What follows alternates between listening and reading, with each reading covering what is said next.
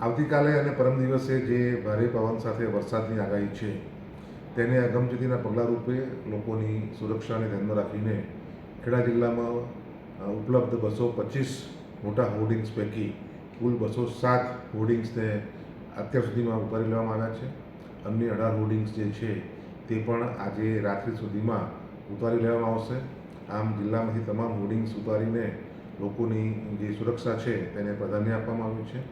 આ ઉપરાંત આ આગાહીના પગલે તમામ તાલુકા મથકે નાયબ કલેક્ટર કક્ષાના અધિકારીશ્રીઓ પહોંચી ગયા છે.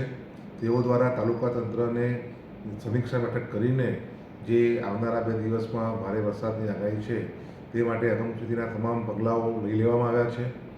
બોટ્સ જે છે 5 તે બંને બોટ્સ જે છે સ્ટેન્ડ બાય કરી દેવામાં આવી છે. SDRFની 2 ટુકડીઓ છે, 2 ટુકડીઓને પણ સ્ટેન્ડ બાય કરી દેવામાં આવી છે. ખાસ કરીને ખેડા સબ ડિવિઝનના માતર તાલુકાના 11 ગામો અને ખેડા તાલુકાના 8 ગામોમાં પાણી ભરાવાની સમસ્યા અથવા તો ત્યાં પાણી આવવાની સમસ્યા રહેતી હોય છે.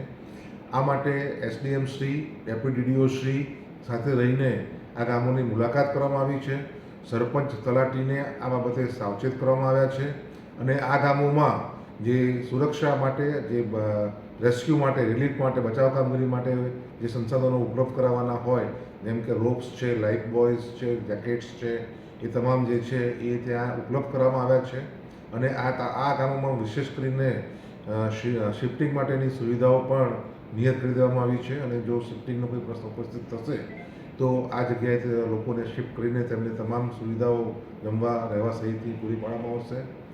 ફાયર બ્રિગેડની ટીમો તરવૈયા સાથે સંપૂર્ણ રીતે સજ્જ છે અને ખેડા જિલ્લાનું ગ્રામ્ય કક્ષા સુધીનું તમામ તંત્ર આગામી 2 દિવસમાં આવનાર કોઈપણ આપત્તિ માટે સંપૂર્ણપણે સજ્જ છે.